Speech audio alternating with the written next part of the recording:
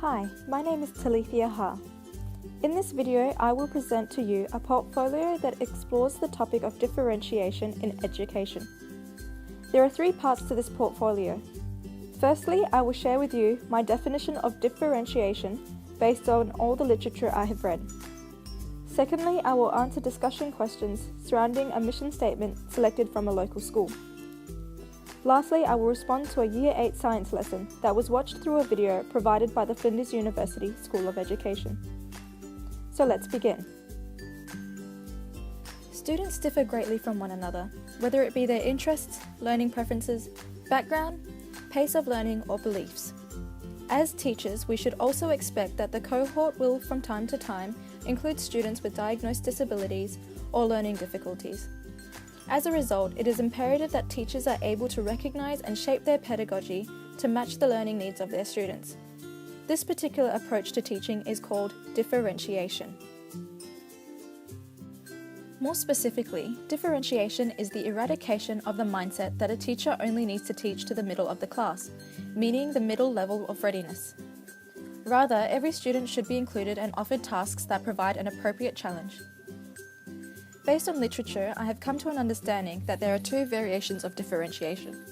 First, each and every student being taught will grasp information at a different pace, depending on readiness level. Their readiness is impacted by prior knowledge or outside exposure to the topic being taught. Additionally, depending on interest and learning preferences, student will also absorb information at various paces. This type of differentiation requires a teacher to constantly evaluate what barriers or gaps there are when teaching a topic. It demands that teachers are always reviewing student response, as well as spending time to reshape content, delivery, and the creation of differentiated tiered tasks. Secondly, as previously mentioned, it should be expected that as a teacher, you'll be working with students who have been identified as disabled or having learning difficulties. Differentiation in this manner is reflected through providing differentiated tasks that benefit the student with special needs, as well as benefiting the entire class. A very quick example can be an anecdote of a student in the class with dyslexia. Out of 4 task options, 1 or more may involve analysing a visual text rather than a written text. This will cater for the student who has dyslexia as well as for the other students who prefer visual learning. Therefore, the teacher has differentiated without singling out the student with dyslexia and has also kept the same level of challenge to the other tasks. Here, I have placed a video about inclusion regarding disabled students in mainstream schooling. You're watching UNICEF Television. Children with disabilities are among the most vulnerable and excluded in the world.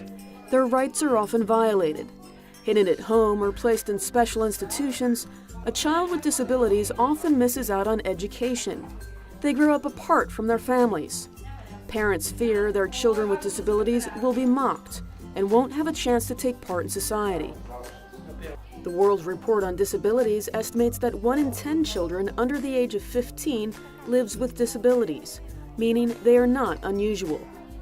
Despite the challenges, many countries in Central and Eastern Europe and in Central Asia are making positive changes in their lives. Everyone in my class thinks that I am a good friend and a good student. Alexa is a satisfied and happy boy who lives in a healthy environment with friends who accept him and teachers who meet his needs when it's necessary. UNICEF is working with governments to support education systems, families, and children to reduce inequities created by social exclusion.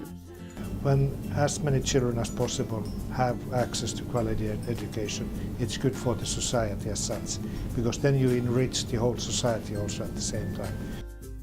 Armenia, Montenegro, and Serbia recently demonstrated to UNICEF's executive board the progress they've made. That includes changing policies to ensure that children with disabilities are provided with quality, inclusive education. That means giving each and every child an opportunity to learn at their local school, with enough support to reach their full potential. With the adoption of the law, we have made it possible for every child to be enrolled in school.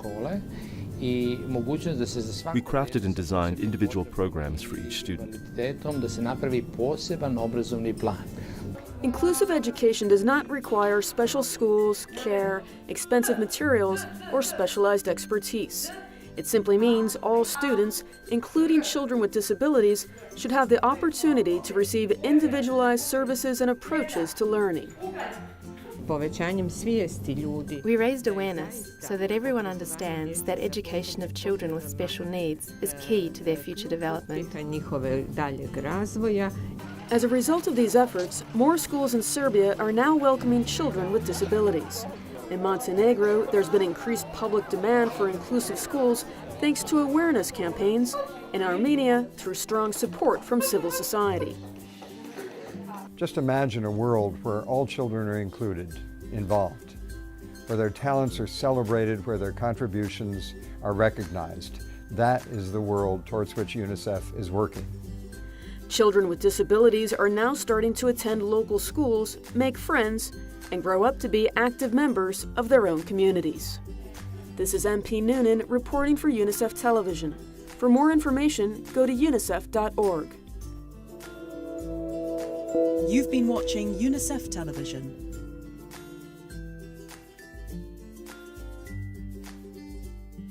Overall, differentiation should start from high-quality planning, continue with constant evaluation, and ongoing negotiation with your class. Most importantly, teachers should always be respectful in the manner that they approach and deliver differentiated tasks. Part 2. Analysis of a school mission statement. The first question is, what appears to be the school's philosophy and values related to teaching diverse learners? The mission statement of the selected school states that they recognise diversity and offer a range of curriculum subjects to cater to student interests, abilities, and aspirations. They also state that effective communication and collaboration will enhance student achievement.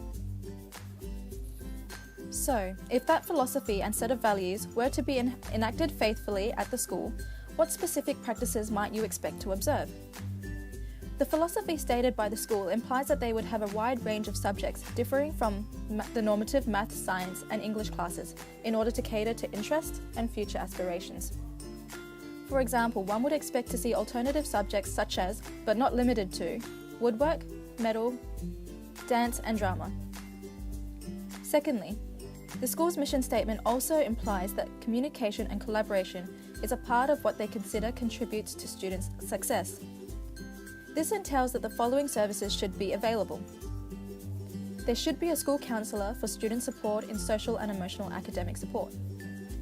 There should be a career counsellor to offer guidance to students, parents, and teachers regarding possible career pathways and subject selection options.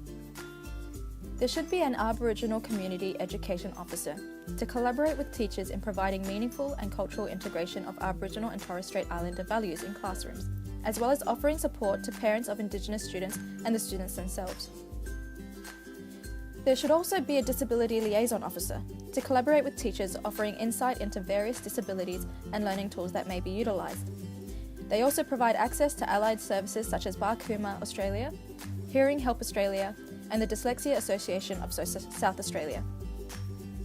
A Student Services Officer should also be available as support for students on flexible learning options or negotiated learning plans.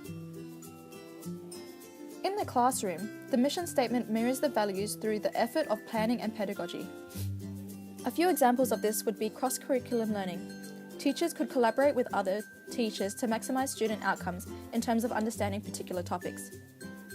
And also in terms of differentiation, the teachers should be constantly collaborating and communicating with their students to understand what motivates them and how they learn best. Subsequently, they should also be offering tiered lessons, alternative tasks to cater to the diversity of the cohort. Overall, the school's mission statement is relatively broad and can include services that are already offered as a standard in Australian schools, such as school counsellors and so on. That being said, if they are truly dedicated to their statement, homework clubs and various alternative subjects and integration of allied services will be imminent in the school's practice. Part 3. Observation of a classroom video. Year 8 Science Lesson. Were there clear learning objectives and teaching for deep understanding? The teacher stated the lesson objectives after a review of the previous lesson. He used simple language and in one sentence stated what he wanted students to achieve for that lesson. He then paused and asked whether everybody understood his directive. He briefly told students how, as a class, they were going to reach their target goal for the lesson. He used sentences beginning with, "This lesson we will," and "We will do this by." And so through such statements, students appeared to clearly understand what they needed to do and how the teacher was going to direct them. Overall, the teacher's instruction and learning objectives were announced well, and students appeared to respond confidently.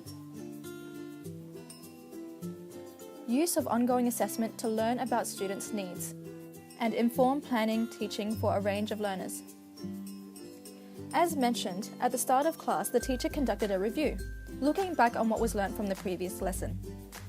This was done by quizzing the students, in which he had already pre-written questions on the board prior to the students entering the class. He prompted them through pointing at the board and starting the sentences at which the students were to complete and fill in the blank spaces on the board. After introducing a new concept or statement, he asked a question at the end, and the students would respond verbally. The teacher also assessed the students by pausing before finishing a sentence, and the students would verbally respond to finish the sentence. He assessed students through asking students to finish his sentences. However, he didn't always wait for their answer, or assess how confident they were in replying. The flaw in this assessment method is that not all students seemed to be responding. This implied that not everybody understood what was happening in the class. By not acknowledging the students who did not respond, he left them behind by moving on to the next concept. He concluded the class in the same manner in which he conducted the introduction. He asked the class to finish his statements and answer his questions verbally. The class was audibly less responsive, indicating that they did not understand a majority of the key concepts taught during that lesson. Overall, whilst the teacher did appear to plan for assessment, he used the same method throughout and did not properly assess the response from the students. This resulted in a single-directed lesson approach that did not flow at a pace that was agreeable to the students' learning retention. Flexible grouping practices. Students stayed in groups that they chose when first entering the class. This meant that students stayed with their peers that they felt most comfortable with, such as their friends. There were no other forms of grouping, and based solely on what was viewed in this lesson, it appears that the teacher had no methods for flexible grouping. Proactive planning for differences in students' readiness, interests, and/or learning preferences. There appears to be no planning for the student differences, interests, or learning preferences. What he has planned is what happens, and in this particular lesson had one approach consisting of his speaking, while he and the students do the demonstration. This approach may not have suited all students, however there were no other options for the students but to listen and comply with the teacher's directive. A positive and inclusive learning environment. The teacher appears to be very authoritative. He tells students what to do and when to do it. This means that the environment is not very collaborative. For the entirety of the class, the teacher speaks to the class and no time is allocated for discussion, eradicating the chance for students to clarify any gaps in their understanding. Lastly, during the entirety of the lesson, no students raised their hands to ask questions or confirm statements. To conclude with, the teacher sped through concepts and did not offer time for students to evaluate individually on their information. There were no class discussions and the teacher's approach was rather authoritative. This did not provide a positive or inclusive learning environment. So my final reflections is that I believe that differentiation should be at the base of everybody's teaching practice. Every person in the world has a right to education, and if we as teachers don't differentiate, then we are a barrier to that equal access. All teachers should expect to have a class cohort with a vast range of learning preferences, interests, cultural and social backgrounds, as well as various students with specialised learning needs and disabilities. Differentiation starts at the planning level. Unit plans and class plans should also include various tasks that cater to the differences and should always be flexible depending on what the students need. Drawing from the video watched, I hope to always include effective assessment methods to ensure what I am teaching is definitely being learned. Only then can I hope to change and shape my lessons accordingly. That's all for now, and thank you so much for listening.